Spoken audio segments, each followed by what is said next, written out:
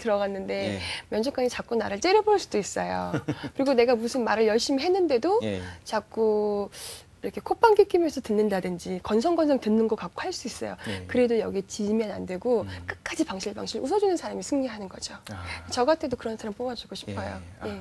그 예비 승무원들 많이 만나시거나 아니면 연락이 많이 올 것 같은데요. 네. 작가님한테 어떤 질문을 제일 많이 하나요? 질문들이 다 보통 보면 다른 친구들이 질문을 막 하는데도 공통된 질문이 많아요. 아, 예. 뭐 어떤 공통된 질문? 예. 일단 첫 번째는 이제 승무원 쪽이다 보니까 외모에 대한 그런 자신만의 그런 어떤 컴플렉스라 생각하는 걸 어떻게 극복해야 되는지를 여쭤보는 질문이 많고, 외모에 대한 컴플렉스. 예. 신체적인 그런 조건들. 예.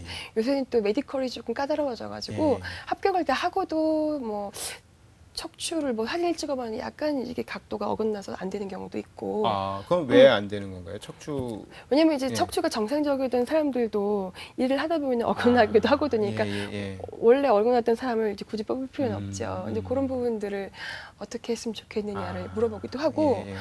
또 어떤 친구들은 뭐 승무원과 관련된 일을 뭐 원하지는 않지만 집에서는 뭐 안정된 직업, 공무원 시험을 보라고 하시는데 나는 뭐 개그우먼이 되고 싶다. 근데 집에서 되게 반대한다. 이럴 때는 작가님 같은 경우는 어떻게 하겠냐고 저한테 물어보시죠. 솔직히 나는 모르죠. 근데 내가 당신이라면 나 같으면 개그우먼 하겠다. 왜냐면 엄마 아빠가 안정될 거라고 생각만 하는 거지. 그렇죠. 당신을 낳아주면 네 마음속에 안 들어가 보지 않았니? 엄마라고 뭐 다 아냐. 내가 원하는 걸. 그러니까 당신의 가슴 속에서 그 올려나오는 그게 좀 귀 기울여줘야 젊을 때 이거를 45살, 50살 때는 개그맨을 한다 그러면 좀 웃긴다. 그렇죠. 그때 공무원 한다는 건 별로 안 웃긴데 그때 개그맨 한다고 오디션 보는 거 좀 웃긴다고요. 그러니까 나는 이왕 젊을 때 자신이 그 열정을 따라서 가셨으면 좋겠다고. 그래도 개그맨이 안 되면 그때 공무원 시험 보시라고 이렇게 얘기해드렸는데 그때 연락 주셨던 그분이 지금은 이제 개그우먼 오디션에 결국 떨어졌어요. 너무 예뻐서. 아, 그래요? 네, 그래서 지금은 그 개그우먼을 이제 키워주는 매니지먼트에 임원이 되셨죠. 빠른 그래요? 시간, 초고속 스피드로 이제 승진을 하셨다고 너무 책을 읽고 뭐 덕분이라고 감사 편지를 주셔가지고 제가 그분을 잊을 수가 없어요. 근데 한 번도 뵌 적이 없어요. 근데 메일로만 그렇게 컨택을 했는데 너무 잊을 수가 없어서 제가 여기 이번에 승무원 이거 낼 때도 승무원 책을 뒷커버에 감사의 말로 그분이 주셨던 그 글을 조금 올려드렸어요. 그래서 여기 책에도 조금 나와요. NG 얘기를 또 많이 글이 넣으셨더라고요. 그런 것도 있고 또 하나는 약간 이제 황당한 질문 같은 것도 있으니까 뭐냐면 제가 승무원이 되고 싶은데요. 이게 승무원이 되면 예를 들어서 내가 뭐 워싱턴을 이제 비행을 갔어요. 근데 뭐 캘리포니아에 뭐 남자친구가 있는데 워싱턴 비행을 가서 캘리포니아를 넘어가서 남자친구를 만나서 거기서 며칠 좀 스테이를 하다가 다시 돌아오는 게 가능하나요? 라고 이런 질문들, 이런 되게 황당한 질문들을 주시는 분들도 있고 뭐 종교적인 거, 뭐 중동은 종교적인 그런 억압이 심하다고 하는데 제가 교회를 자유롭게 다닐 수 있나요? 근데 교회 다 자유롭게 다닐 수 있으시고요. 여기도 한인교회도 공동체가 되게 규모 있게 있으시고요. 아까 말씀드린 것처럼 여기는 취업하시는 게 그러니까 여행이 좋아서 승무원이 된다는 말을 하잖아요. 여행하는 걸 너무 사랑해서. 그런 얘기도 하죠. 근데 놀러 오시는 게 아니에요. 여기는 그러니까 기본적으로 남의 주머니에서 돈이 나오는 건 쉬운 게 아니에요. 그렇죠. 그러니까 내가 열심히 일을 해서 내 책임과 그 의무를 다 했을 때 권리도 주장할 수 있는 거예요. 그래서 예를 들어서 워싱턴에 비행하면 이건 듀티예요. 일이에요. 일을 하라고 마치고 오셔야지 여기서 내 개인적인 여행을 그림을 그리시면 안 돼요. 그것도 무슨 남자친구 사적인 그런 이유를 가지고 그렇게 파생해서 내가 원하는 만큼 스테이를 내가 결정할 수 있는 문제가 아니에요. 그러니까 회사에서 규율을 잘 따라서 맞춰주셔야 되는 거예요. 그래서 여기서 저는 드리고 싶은 말씀이 승무원을 원하셔서 이렇게 여행도 하고 비행도 물론 공짜로 다 해요. 그러나 기본적으로 이거는 여러분의 일이라는 거, 직업이라는 거를 명확하게 인식을 하고 오셔야 돼요. 그렇지 않고 어설픈 마음으로 승무원이 되잖아요. 그러면은 이미 갖고 있던 판타지가 또 있어요. 되게 화려할 거고 뭐 쇼핑도 매일 하고 면세품 맨날 사고 여행도 막 다니고 막 와인도 마시고 근데 일을 하셔야 돼요. 이코노미부터 시작하셔가지고 정말 주방에서 막 무거운 것도 올렸다 내렸다 하셔야 되고 트레이드 다 로딩도 하셔야 되고 남이 먹은 거 다 막 300명씩 된 거 다 치우기도 하셔야 되고 아픈 사람이 발견되면은 내가 가서 다 간호사도 돼야 되고 뭐 비행기에서 승객이 아이를 낳을 수도 있어요. 이럴 때는 산파가 돼야 돼요. 의사를 못 찾으면, 그러니까 내가 할 수 있는 역량이 승무원이면서 안전과 관련된 역할을 할 때는 내가 군인이기도 해야 되고 경찰관이기도 해야 되고 때로는 의료인이기도 해야 되기도 때로는 선생님이기도 해야 되고 때로는 우울증을 갖고 있는 승객도 있어요. 그래서 자꾸 이상한 행동을 할 수도 있고 그럴 때는 벗이 돼드려야 되죠. 그리고 그분을 안정시켜줘야 그러니까 좋은 친구도 말벗도 돼줘야 되고 다양한 역할을 멀티적으로 한 사람이 다 해야 되기 때문에 그래서 이 승무원을 우리가 캐빈 크루를 프로페셔널한 직업이다라고 이렇게 말씀드려요. 근데 어떤 친구들은 승객한 때 우리가 스마일을 항상 하는 게 중요하다라고 하는데 어떤 친구들은 그러니까 우리도 사람이니까 피곤하고 짜증 날 수 있어요. 그리고 개인적으로 비행 오기 전에 안 좋은 일이 있어서 도저히 정말 모든 사람들한테 일일이 웃으면서 안 대해드릴 수도 이건 인정해요. 이해는 해요. 정말 이해하는데 그걸 가지고 승객의 기분이 나쁘고 오해를 해서 컴플레인도 할 수 있어요.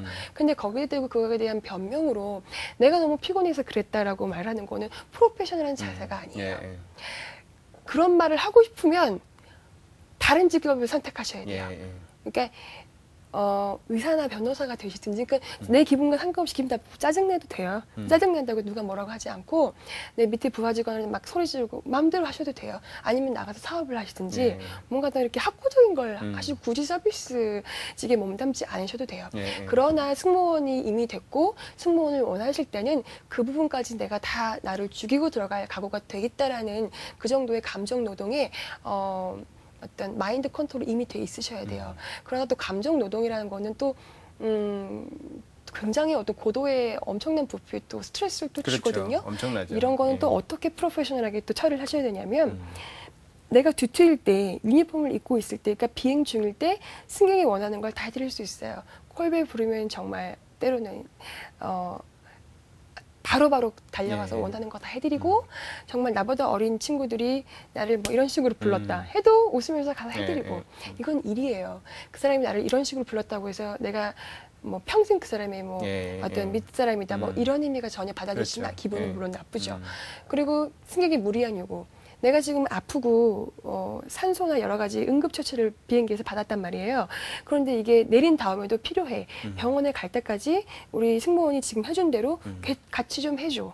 그러나 그 마음은 충분히 이해되지만 비행이 끝난 다음 애프터 랜딩에서는 모든 게 피니시다. 내 듀티는 끝났다. 그러니까 듀티가 끝나면 나는 내 본연의 자아로 돌아오시는 거죠. 이렇게 생각하면 일은 일이고 공과사를 구분이 분명하게 하시면은 감정 노동에 휘말릴 이유가 전혀 없어요. 그래서 저는 질문을 일을 하실 때 승객이 좀 막 무리하게 대한다든지 할 때 기분이 인간이니까 나쁠 수 있잖아요. 그럴 때는 어떻게 스트레스를 푸세요? 이런 질문도 많이 받아요. 근데 저는 그럴 때마다 그때는 내가 지명님이 아니다. 내가 인간이 이 순간만큼은 저한테 욕을 할 수도 있죠, 승객이. 그럴 때 그리고 나한테 말이 안 되는 소리를 해도 그 순간만큼은 일은 일이다. 나는 승무원이다.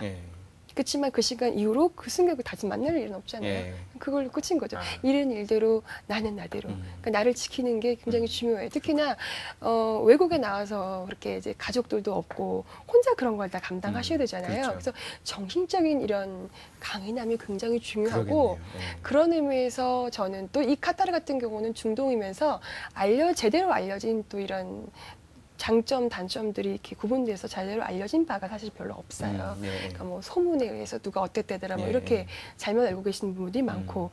근데 저는 이미 이제 오래 살아가지고 정이 많이 들었어요. 그래서 다들 그냥 좋게 받아들이고 이왕이면 좋은 것들을 먼저 얘기해드리고 싶고 이제 예비 승무원으로 조인하신 분이 이제 카타르 교민 되시는 거잖아요. 한동안은. 계시는 동안은 즐겁게 살다 가셨으면 좋겠어요. 그리고 여기 뭐 힘든 일도 많을 거고 좋은 일도 많을 거지만 돌아가서 한국으로 가시면 나중에 먼 훗날은 여기서 지낸 시간이 그렇게 그리워요. 나랑 그때 그렇게 막 욕하면서 싸웠던 그 다른 나라 그 못된 그 친구 어떻게 지내고 있는지 막 궁금해지고 그래도 그때가 좋았다라는 생각이 다 드신대요.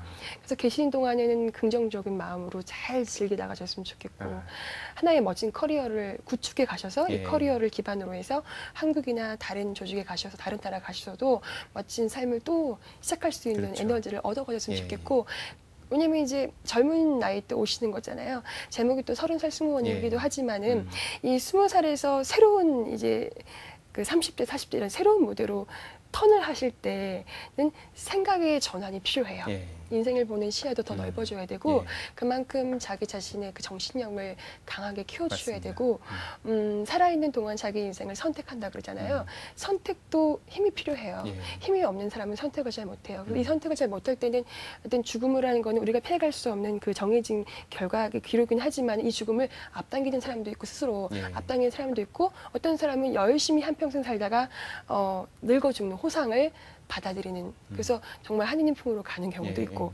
저는 근데 이 후자가 더 멋진 인생이지 않을까. 그리고 그런 생각들을 저는 이제 시험 준비하면서 어렵게 준비하고 페널티 과정에서 많이 생각했거든. 생각하고 또 그렇죠. 생각하고 예. 또 사실 제가 굉장히 성공한 것처럼 이렇게 보이지만 승무원이 되었다고 해서 제 인생이 성공한 건 아니에요. 예. 이제부터 사실 시작이고 예, 예. 전혀 다른 세상에 가서 새로운 인생을 새로운 언어로 시작해야 되기 때문에 가서 굉장히 힘들었어요. 예, 그리고 예. 뭐 우리 회사의 개인 퍼스널 프로파일이 다 하나씩 갖고 있는데 제 파일이 이만해요. 아. 근데 문제가 굉장히 많아요.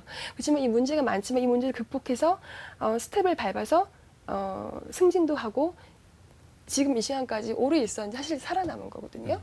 아무 이유 없이 정말 이렇게 낙오돼서 드랍 빼는 경우도 있고 어떻게 가느냐도 중요해요. 그러니까 본인이 자발적으로 피치 못할 이유가 있어서 가는 경우도 있고 푸시를 받아서 가는 경우도 있고 그렇군요. 예. 무책임하게 가는 경우도 있고 있어요. 그러나 이 20대 후반에서 성인이 된 나이에서는 자기 책임감을 한국인으로서 보여주는 것도 굉장히 중요하고 이것도 아무도 몰라요. 본인 스스로의 몸과 이 뇌는 기억을 해주거든요. 예. 내가 얼마나 강한 인간이었던지를 내가 얼마나 책임감 있고 성실한 인간이었던가를 내 몸은 다 기억해주고 있고 이게 자신도 모르는 사이에 다른 조직과 다른 사람들과의 관계에서 더 드러나요. 그래서 저는 30을 앞두고 또는 20대 중후반을 앞두고 정말 성인의 삶을 커리어를 시작하실 때는 정말 깊이 심사숙고하시고 내가 원하는 게 정확하게 이게 맞는지를 예. 알고 주사위를 던지셨으면 좋겠어요. 확신을 가지고. 예. 그래서 인생은 살아있는 그 인생, 자기 인생은 부모가 정해주는 것도 아니고요. 예. 자기 갖고 있는 인간의 기초 역량의 산물이라고 생각해요. 예. 그리고 이 기초 역량이라는 거는 지능 지수도 아니고 수능 성적도 아니고 내가 갖고 있는 어떤 객관적인 스펙이 전혀 아니고요. 내 정신력과 생각의 차이인 것 같아요. 그러니까 사회에서 굉장히 성공하는 친구들을 보면 사람들을 보면요. 인테리 코스로 쭉 엘리트 코스를 밟았다고 해서 결과적으로 그 사람이 죽으려 성공했진 않아요. 예. 오히려 학교 다닐 때 쟤는 되게 문제아였고 쟤는 집에서 내놓은 친구였는데 어느 날 보니까 막 TV에 나오고 굉장히 성공해 있고 막 예. 벤처기업에 무슨 막 재벌이 되고 갑자기 예. 이런 케이스들이 굉장히 많아요. 예. 이런 사람들은 물론 학교 다닐 때 문제였고 성적도 굉장히 바닥이었지만 생각하는 능력이 있어서 남들하고 분명히 달랐어요. 그랬기 때문에 학교를 졸업하고 인생이 사회에 나오면 교과서가 없잖아요. 그렇죠. 예. 인생 공부는 스스로 하셔야 되는 거잖아요. 이거는 자기 생각의 역량인 것 같아요. 그렇군요. 그래서 비단 승무원이라고 제목을 이제 30살 승무원 이렇게 예, 지었지만 이 승무원은 사실 꿈이라는 말이거든요. 예. 30살의 꿈. 꿈. 또 예. 30살은 가장 30에서 늦은 것 같지만 예. 어떻게 보면은 제일 시작하기 좋은 딱 적기예요. 그렇죠. 예. 30 이후에 뭐 40대, 50대, 40대는 이제 저는 이렇게 생각해요. 제 친구가 이런 말을 한 적이 있어요. 20대는 액체고 30대는 기체고 40대는 고체다니까 30대는 기차라서 떠다닐 수가 있어요. 예. 액체는 물이라서 담아두는 그릇에 따라서 이 모양이 예. 바뀌어요. 그러니까 실수를 많이 하고 깨지고 터지고 욕도 많이 먹고 칭찬도 받을 때도 있고 내가 어디로 가야 될지를 몰라요 전혀. 그러나 기체는 이미 이제 떠올라서 예. 나를 이제 알고 떠올라서 이제 항해를 시작하지만 예.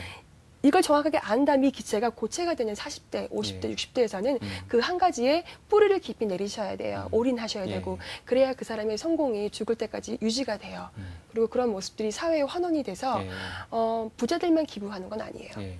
그리고 어렵게 산 사람이 가정을 극복해서 성공했을 때 내가 능력이 되었을 때 내가 가진 게 11대 이 중에서 2를 떼서 어려운 사람에게 새로운 희망을 주는 것도 우리가 인간답게 살 수 있는 방법이라고 생각해요. 그래서 예. 나는 내가 승무원을 통해서 이런 생각을 했기 때문에 제목을 30살 승무원으로 했지만 내가 만약에 소방관으로 이렇게 했다면 예. 30살 소방관이었을 예. 거예요. 그러니까 여러분이 갖고 계시는 모든 개개인의 꿈을 여기에 대입시키셔서 제가 이렇게 했던 생각들을 스스로 이렇게 또 하시면서 자신의 공백이라는 게 있잖아요. 이렇게 텀이 있어요. 어떤 예. 꿈을 이루기 전에 좀 점프를 해야 되는데 예.